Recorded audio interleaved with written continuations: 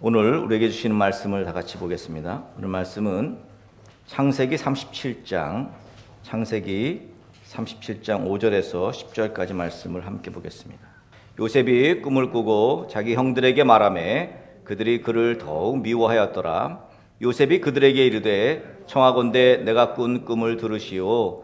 우리가 밭에서 곡식단을 묶더니 내 단은 일어서고 당신들의 단은 내 단을 둘러서서 절하더이다. 그의 형들이 그에게 이르되 내가 참으로 우리의 왕이 되겠느냐, 참으로 우리를 다스리게 되겠느냐 하고 그의 꿈과 그의 말로 말미암아 그를 더욱 미워하더니 요셉이 다시 꿈을 꾸고 그의 형들에게 말하여 이르되 내가 또 꿈을 꾼즉 해와 달과 11별이 내게 절하더이다 하니라. 그가 그의 꿈을 아버지와 형들에게 말하매 아버지가 그를 꾸짖고 그에게 이르되 내가 꾼 꿈이 무엇이냐? 나와 내 어머니와 내 형들이 참으로 가서 땅에 엎드려 내게 절하겠느냐. 아멘. 자, 인간은 누구나 꿈을 꿉니다. 밤에 잠을 자다가 꾸는 그런 꿈 말고 미래를 설계하는 그 꿈을 모든 인간들은 다 꿉니다. 계획하는 것이고 그리고 그야말로 설계하는 것이죠. 그런데 그런 꿈을 꾸는 그대로 인생이 다 사라지느냐? 그렇지가 않습니다. 꿈을 이루기 위해서 줄기차게 노력하고 힘쓰는 사람들이 참 많이 있는데 그런데 대부분은 그 꿈대로 되지는 않습니다. 왜 그럴까 곰곰이 생각해 봤습니다. 단적으로 말하면 내가 꾸는 꿈이기 때문이죠. 다시 말하면 나 혼자 꾸는 꿈이기 때문에 그렇습니다. 무슨 말입니까? 꿈을 꾸는데 물론 그러면 뭐 누구랑 같이 꿔야 됩니까? 꿈을. 그렇게 말할 수 있겠습니다만 그런데 여러분 오늘 성경의 말씀에 이 요셉이 꾸는 꿈은요 진짜 누구랑 같이 꾸는 꿈입니다. 나 혼자 꾸는 꿈이 아니에요. 예수 믿는 사람들이 꾸는 꿈은 나 혼자 꾸는 꿈은 의미가 없습니다. 그리고 그 꿈은 이루어지지가 않습니다. 오늘 결론적으로 요셉이 꾸는 꿈 우리도 꿔야 되는데요. 결론적으로 말하면 나 혼자 꾸지 말라는 것입니다. 오늘 우리는 꿈을 꾸되 오늘 본문의 요셉처럼 하나님과 함께 꿈을 꿔야 된다는 거죠. 정확히는 하나님께서 꾸게 하시는 꿈을 꿔야 한다는 거예요. 하나님께서 그리시는 큰 그림 속에 저와 여러분들이 우리 등대교회 공동체가 있어야 된다는 거죠. 하나님은 본격적으로 요셉의 인생을 인도하기에 앞서서 인생의 큰 그림을 먼저 보여주십니다. 오늘 우리가 읽은 본문의 내용이 바로 그 요셉이 큰 그림 안에 있는 하나님의 큰 그림 안에 있는 그래서 하나님 안에 있는 큰 그림 안에 있는 그 꿈의 내용들을 지금 열거하고 있습니다. 첫 번째 그림은 형들의 곡식단이 자기 단에게 절하는 거죠.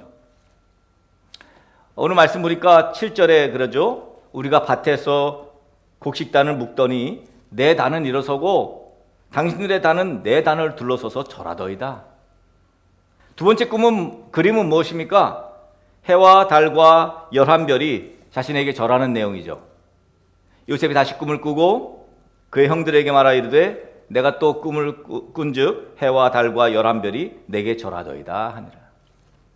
이 7절과 이 9절에 나와 있는 이 두 가지의 꿈, 도대체 이 그림은 무엇을 말하는 것입니까? 하나님이 요셉을 어떻게 인도하실지에 대해서 미리 보여준 거죠. 물론 당시에는 요셉 자신도 또 요셉의 형제들도 그리고 요셉의 아버지 야곱도 미처 이 구체적인 내용을 깨닫지 못했습니다.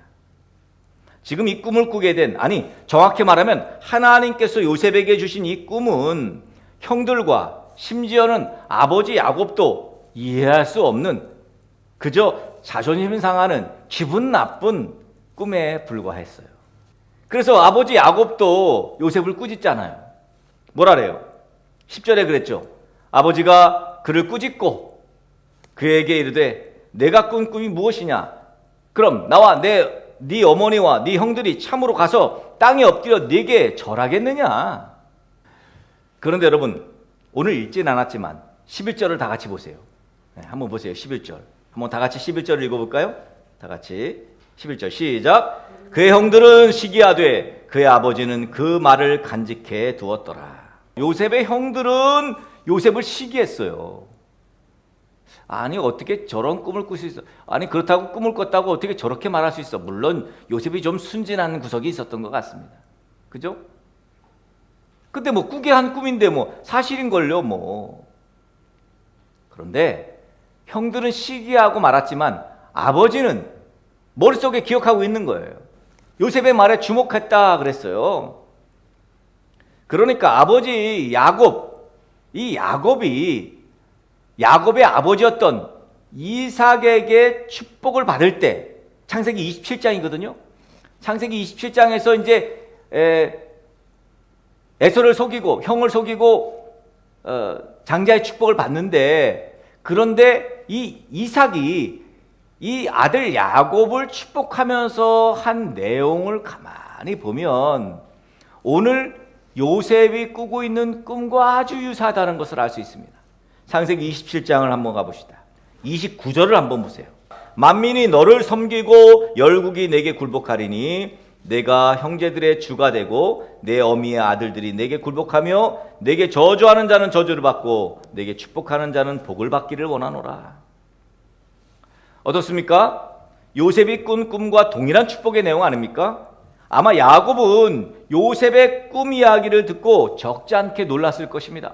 이거 내 아버지 이삭이 나에게 축복하면서 했던 내용과 아주 유사하다는 것을 알 수가 있어요.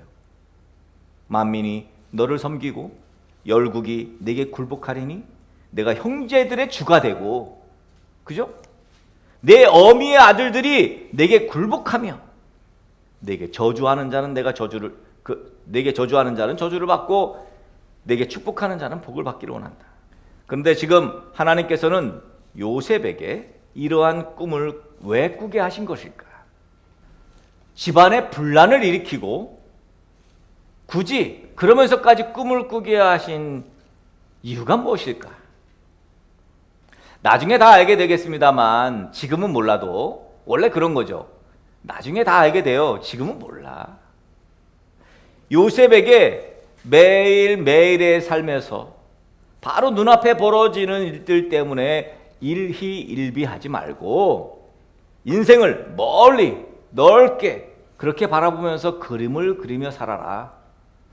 자, 요셉의 삶은 어떻습니까? 형들이 시기해서 웅덩이에 빠지고 그리고 미디안 그 상인들에게 팔려서 결국은 보디발의 집에 종으로 팔려가죠. 여러분, 그런 어려움 속에서도 중심을 잃지 않았어요. 하나님을 향한 중심, 신앙의 중심, 끝까지 버텨냅니다. 믿음으로 살았어요. 하나님 주신 꿈을 믿고 하나님께서 미리 꿈을 통해 보여주신 그림들을 보면서. 그런데 여러분, 요셉의 인생이 처음부터 꿈을 하나님이 주셨으면 그 꿈을 이루도록 그냥 탄탄대로를 주셔야 되는데 하나님은 역경을 주시고 시련을 주시고 고난을 주십니다. 어려움들이 참 많았어요. 그래서 이런 말이 있습니다. 꿈꾸는 사람은 시련의 쓴물을 마시면서 성장한다. 꿈을 꾸고 나면 딱 그냥 일사천리로 꿈이 진행돼야 되는데 이상하게 나락으로 떨어지는 일들이 일어납니다. 여러분, 원래 밤이 어둠이 깊어야 새벽이 오는 거예요. 요셉은 좌절하거나 타협하거나 또는 포기하지 않았습니다. 늘 꿈을 생각했어요. 그리고 마침내 그 꿈대로 이루어집니다. 창세기 42장에 가면 6절에서 이렇게 말씀합니다. 때에 요셉이 나라의 총리로서 그 땅 모든 백성에게 곡식을 팔더니 요셉의 형들이 와서 그 앞에서 땅에 엎드려 절하매. 9절에도 말씀하죠. 요셉이 그들에게 대하여 꾼 꿈을 생각하고 드디어 형들이요 요셉에게 절을 합니다. 창세기 45장 5절에서 8절에 보면 당신들이 이곳에 나를 팔았다고 근심하지 마소서, 한탄하지 마소서, 하나님이 생명을 구원하시려고 나를 당신들보다 먼저 보내셨나이다. 하나님의 큰 그림을 두고 이 요셉은 깨닫게 된 거죠. 하나님이 나를 먼저, 형들보다 먼저 이곳 애굽에 보내서 나로 하여금 이렇게 하나님의 큰 구원을 이루도록 하셨구나. 여러분, 하나님께서 우리에게는 어떤 꿈을 꾸게 하셨습니까? 어떤 그림들을 보여주고 계십니까? 우리 역시 요셉처럼 인생의 큰 그림들을 보면서 우리 졸업하게 되는 우리 다음 세대들을 포함한 모든 다음 세대들과 모든 등대국의 가족들이 어떻게 해야 요셉처럼 꿈을 꾸고 그 꿈을 이룰 수 있을까요? 목사님, 제가 나이가 몇인데 지금 꿈을 꾸고 이제서야. 여러분, 꿈은요 나이와 상관없어요. 성별과도 상관없습니다. 지위 고하를 막론하고 남녀노소를 막론하고 하나님의 꿈은 누구에게서나 이루어집니다. 이게 놀라운 거죠. 어떻게? 그러면 어떻게? 저는 첫 번째로는 먼저 꿈을 위해 기도하는 그리스도인이 되어야 합니다.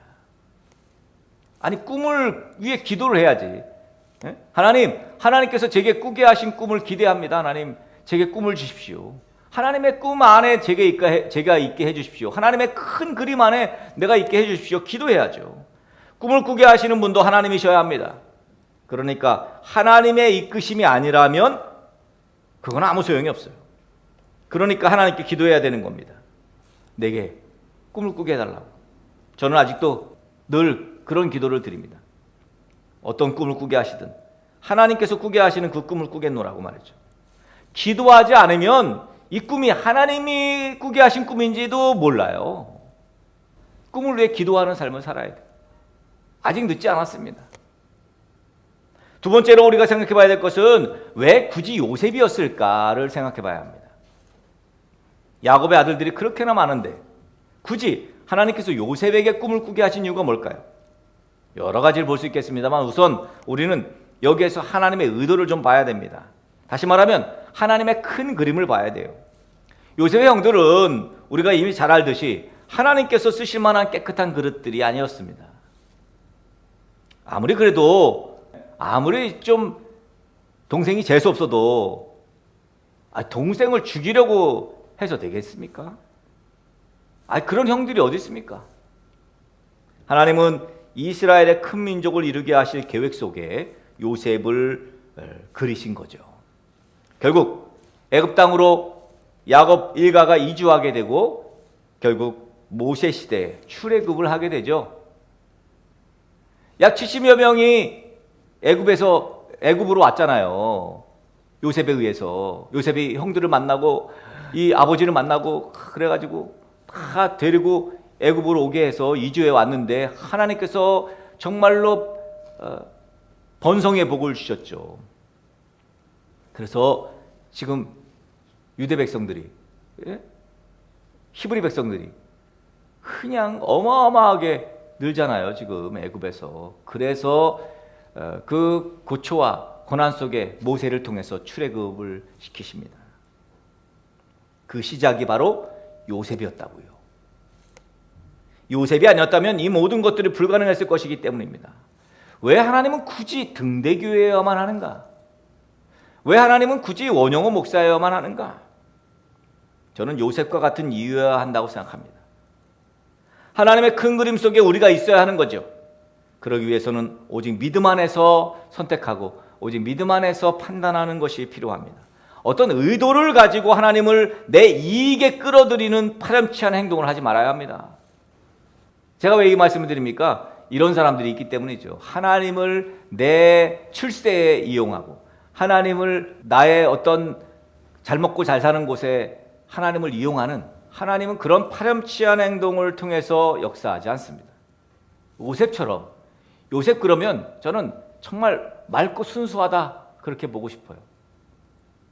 맑고 순수하지 않으면 형들이 그렇게 시기할 줄을 알면서도 어떻게 그렇게 그대로 꿈꾼 꿈을 그대로 말할 수 있겠어요.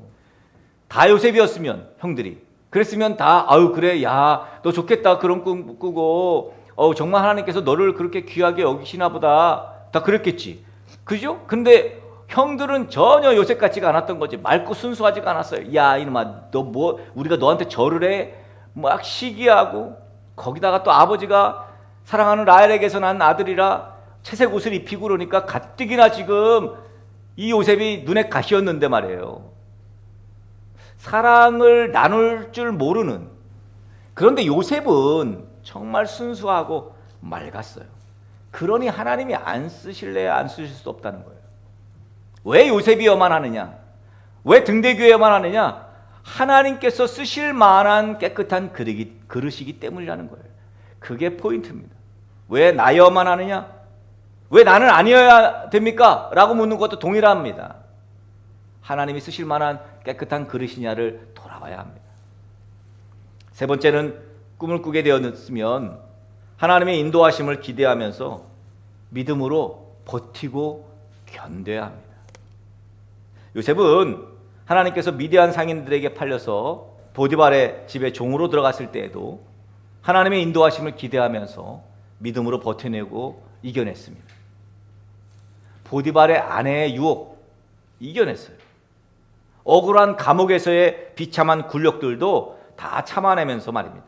자, 여러분, 그냥 포기하고 못 견디고 낼름 죄에 빠져버리면 그러면 꿈은 온데간데 없이 사라지고 맙니다.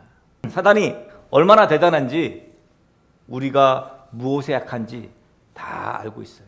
우리가 믿음을 저버릴 만한 미끼가 무엇인지 잘 알고 있습니다. 친구의 유혹, 물질의 유혹, 잠의 유혹. 여러분, 절대 그 유혹에 넘어가면 안 됩니다.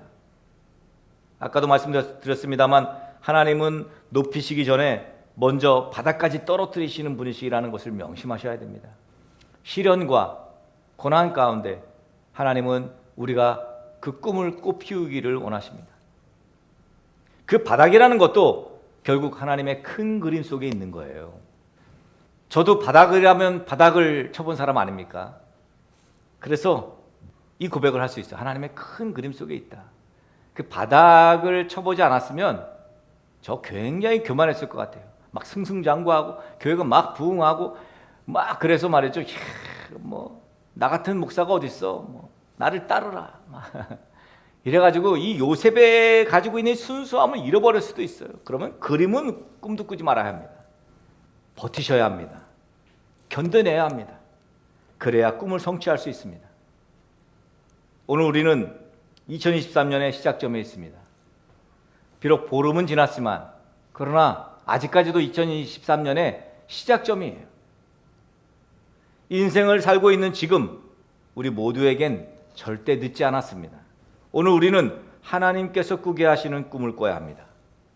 우리의 꿈에 하나님을 억지로 끼워 넣는 것이 아니라 하나님의 꿈에 우리가 기꺼이 동참하는 거죠. 하나님의 원대하신 꿈은 그저 예수 복음으로 생명을 살리는 거예요. 궁극적으로는 하나님이 나를 부자로 만들었어. 그거는 하나님의 원대한 꿈 안에 있는 거예요. 그 부자 만드신 이유가 역시 복음을 통해서 예수 복음으로 생명을 살리게 하시려는 거예요. 나를 또 이 시대에 영향력 있는 사람으로 세워서 그 이유는 또 그 영향력을 통해서 예수 복음으로 생명을 살리라고 하는 거죠. 그 꿈을 이루어드리기 위해 우리 각자가 역할을 감당해야 하는 것입니다. 그 역할은 우리 지난주에 보았던 역할, 우리가 함께 결단했던 충성의 역할이죠. 우리 첫 주 보았던 사랑의 역할입니다. 하나님의 꿈을 이룰 소중한 연료가 바로 그 사랑이고 충성입니다. 여러분들이 그 막중한 사명을 가지신 거예요. 하나님의 큰 그림 속에 내가 있다는 그 자부심으로 꿈을 꾸셔야 합니다. 막연한 꿈 아닙니다. 하나님이 꾸게 하시는 꿈입니다. 하나님께서 꾸게 하시는 그 꿈에 우리 등대교회가, 그리고 여러분들이 특별히 우리 졸업하는 다이리하고 우리 하영이가 그 중심에 서 있기를 예수 그리스도의 이름으로 간절히 축복합니다.